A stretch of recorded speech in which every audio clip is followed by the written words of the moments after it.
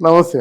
Sir Chandrababu Naidu గారు రేవంత్ రెడ్డి గారితో భేటీ కాబోతున్నారు కదా! అయితే చంద్రబాబు నాయుడు గారు ఈ విధంగా తెలంగాణకొచ్చి రేవంత్ రెడ్డి గారిని భేటీ అవ్వడం అనేది అంటే ఉమ్మడి సమస్యలు పరిష్కరించుకోవడంతో పాటు తెలంగాణలో చంద్రబాబు నాయుడు గారు టీడీపీ పార్టీని కాస్త బలోపేతం చేసే విధంగా ఆయన ప్రయత్నాలు చేస్తున్నారని చెప్పేసి వార్తలు రావడం చూస్తున్నాం సార్. మరి తెలంగాణలో టీడీపీ పార్టీ భవితవ్యం ఏంటి? ఏ విధంగా ఉండబోతుంది? మీరేం చెప్తారు సార్ దీని గురించి? ఇక్కడ ఇద్దరు భేటీ అవ్వడం వరకు ఓకే అండి. ఉమ్మడి సమస్యలు చాలా పెండింగ్‌లో ఉన్నాయి. అయి ఉమ్మడి సంపదను పంచుకోవడం గానీ, ఇద్దరి మధ్య ఉన్నటువంటి ఆ విద్యుత్ గొడవలు, ఆ నీటి జలవనరుల తాలూకు డిస్ప్యూట్స్ ఇయన్నీ తేల్చుకోవడం చాలా మంచిదే. అస్పష్టంగా ఉండడం కాకుండా స్పష్టంగా క్లారిటీతో ఉండడం మంచిది. అయితే ఇక్కడ తెలంగాణలో తెలుగుదేశం పార్టీని ఎస్టాబ్లిష్ చేసేసి తెలంగాణలో గెలిచేద్దాం అనుకోవడం మాత్రం ఆయన తాలూకు ప్రస్తుత పరిస్థితుల్లో అది వీలు కాదు. అక్కడ ఖజానా అంతా ఖాళీ అయిపోయింది. ఆంధ్ర రాష్ట్రం అంతా అస్తవ్యస్తంగా ఉంది. లా అండ్ ఆర్డర్స్ కంట్రోల్‌లో లేవు. ఒకరి మధ్య ఒకరు దుమ్మెత్తిపోతున్నారు. సహజంగా ఎవరైనా ఓడిపోతే నోరెత్తరు. వీళ్ళు ఓడిపోయిన తర్వాత మరీ విజృంభించేస్తున్నారు. చాలా సమస్యలు అక్కడ ఉన్నాయి. అటువంటి సమస్యలు పట్టుకొని ఇక్కడేమో ఇంత తెలుగుదేశం పార్టీని బలోపేతం చేద్దాం అనుకోవడం మాత్రం నా ఉద్దేశంలో ప్రస్తుతానికి అది అప్రస్తుతం. తెలుగుదేశం పార్టీకి ఎప్పుడు కూడా ఉండదని తెలంగాణ వాళ్ళు ఒక బలమైనటువంటి ఒక ముగింపుకు వచ్చేసారు. తెలంగాణ మాది. ఆంధ్రులు ఎప్పుడు తెలంగాణకు అన్యాయం చేస్తూనే ఉన్నారు. నీళ్లు, నిధులు, నియామకాలు ఈ మూడు విషయంలోనే ఈ మూడింటినే ప్రధానంగా చూపిస్తూ వాళ్ళు ఉద్యమం చేసి తెలంగాణ తెచ్చుకున్నారు. మళ్ళీ కొత్తగా వచ్చి తెలంగాణని సంస్కరిద్దాం అనుకుంటే మాత్రం తెలంగాణలో ఉన్న రాజకీయ నాయకులు ప్రజలు ఒప్పుకోరండి. తెలంగాణ సెంటిమెంట్ చాలా బాగా ఉంది. ఎంతగా ఉందంటే టీఆర్ఎస్ కాస్త బీఆర్ఎస్ మారినట్టయితే వాళ్ళు పూర్తిగా జెండా ఎగిరిపోయే పరిస్థితి వచ్చిందన్నమాట. టీఆర్ అంటే తెలంగాణ రాష్ట్ర సమితి, బీఆర్ఎస్ అంటే భారతీయ రాష్ట్ర సమితి. ఆ తెలంగాణ తీసి ఆ భారతీయ పెట్టేసరికి వాళ్ళ కోపం వచ్చింది. అంటే అంత సెంటిమెంట్ ఉందని చెప్పడం కోసం నేను చెప్తున్నాను నేను.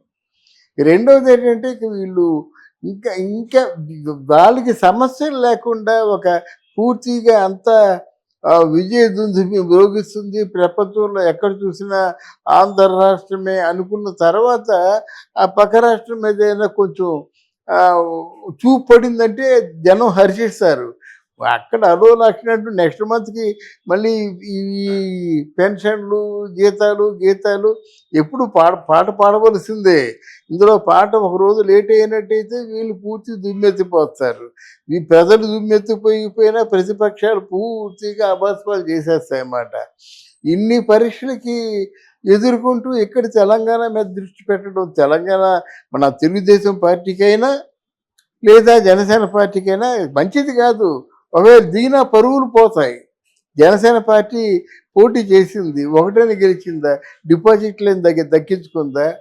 నువ్వు అసలు నీ నీ నువ్వు నువ్వు నువ్వు కూర్చున్న చోటుని పదిలపరుచుకో. నీ పైనున్న కప్పు కూలిపోకుండా చూడు. నీ పార్టీ గొప్ప కూలిపోకుండా చూడు. మధ్యలోనే దించేస్తామని వైఎస్ఆర్సీపీ అంటున్నారు. రకరకాల మీకు అంటే పుకార్లు వస్తున్నాయన్నమాట. దీన్ని అలుసుగా తీసుకొని వైఎస్ఆర్సీపీ ఇంకా పేటరేగిపోతారు. అందువలన అవి చూసుకోకుండా ఇక్కడ తెలంగాణలో తన పార్టీని పటిష్టం చేసుకుంటే ఏం చేస్తారు? అంటే మళ్ళీ సీఎం చేస్తారా రేవంత్ రెడ్డిని తెలుగుదేశం పార్టీ ఇచ్చి? ఎంతమందిని కొనుక్కుంటారు తెలుగుదేశం పార్టీ?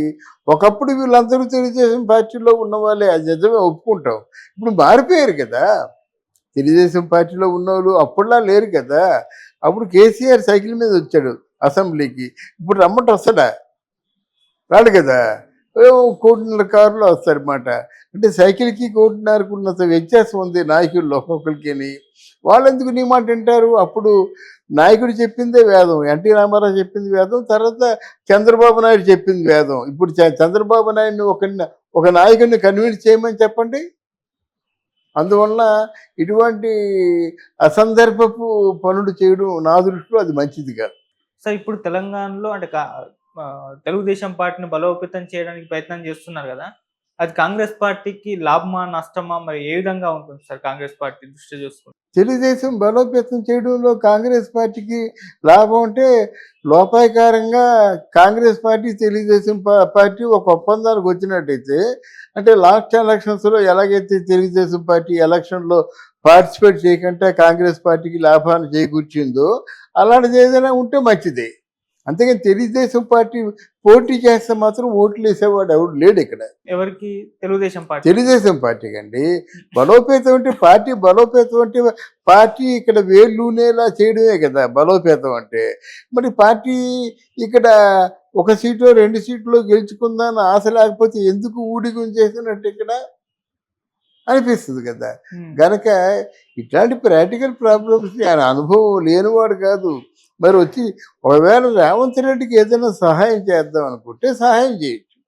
లేదా రేవంత్ రెడ్డి ఈయన లోపాయకారంగా పరిశ్రమల విషయాల్లోనూ ఏదైనా ఉంటే అండర్స్టాండింగ్ ఉంటే చెప్పొచ్చు. ఇప్పుడు ఆంధ్రాకి పరిశ్రమ వచ్చింది, తెలంగాణలో కూడా మనవాడేనండి, మీకు కావాల్సిన సదుపాయాలన్నీ చేస్తాడు, మీకు ఒక 50 ఎకరాలు 100 ఎకరాలు మీరు కోరుకున్న రేటుకి ఇస్తాడు, విద్యుత్ రాయితీ ఇస్తాడు అని అంటే అక్కడ ఆంధ్ర గురించి రేవంత్ రెడ్డి మాట్లాడినా, రేవంత్ రెడ్డి గురించి చంద్రబాబు నాయుడు మాట్లాడుకున్న లోపాయకార ఒప్పందం అది. అది బయటికి చెప్పవలసిన అవసరం లేదు, బయటికి చెప్పకూడదు కూడా.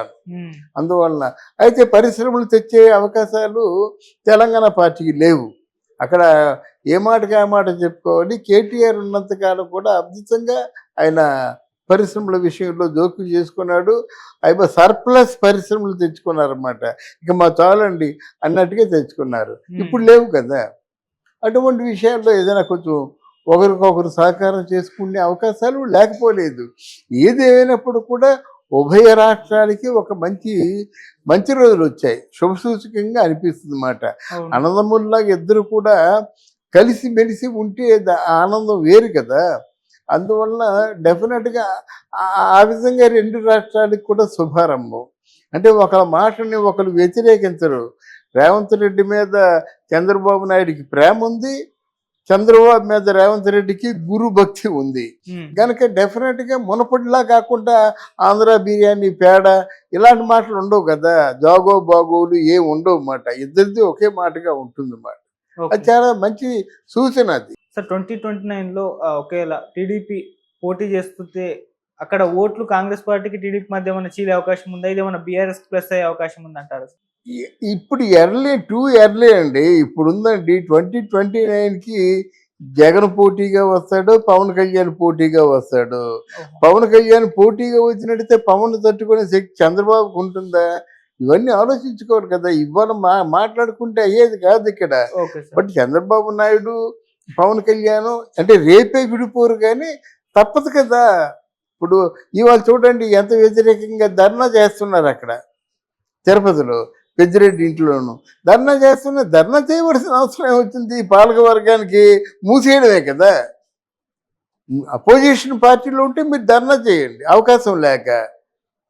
మరి ఇదంతా నాకు కొంచెం కన్ఫ్యూజన్గానే ఉంది.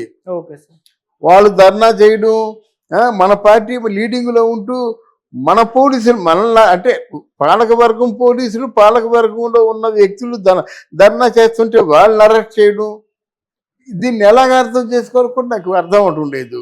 మరి హోమ్ మినిస్టర్ ఎందుకు అట్లాంటి నిస్సహాయ స్థితిలో ఉంది?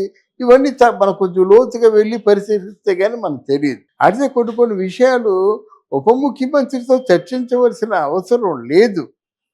ఎందుకంటే ముఖ్యమంత్రి మాట్లాడతాడు, ముఖ్యమంత్రి బాధ్యుడు. అంటే వాళ్ళ పట్ల ఉన్న గౌరవం కొద్దీ డిప్యూటీ ముఖ్యమంత్రి అంటారు కానీ వాళ్ళు అనర్హులు మాట ఒకటి. రెండవది ఏంటంటే ఇక్కడ బట్టికి ఉన్న సీనియారిటీ బట్టి తీసుకెళ్ళొచ్చు కానీ నిర్ణయాలు తీసుకోవాల్సింది ముఖ్యమంత్రి తీసుకుంటాడు. వీరు ముందుగా మాట్లాడుకున్నారు కదా, ఏ నిర్ణయాలైనా సరే మన ఇద్దరం మాట్లాడుకుందాం అని అనుకున్నారు. సీనియర్స్తో కూడా మాట్లాడదాం అని అనుకున్నారు. కనుక తెలంగాణ రాష్ట్రం తాలూకు ఈ ప్రాతినిధ్యం, ఈ పంపకాలు, ఈ గొడవలన్నీ వేరు. Thank you so much. Thank you అమ్మా, థ్యాంక్ యూ వెరీ మచ్.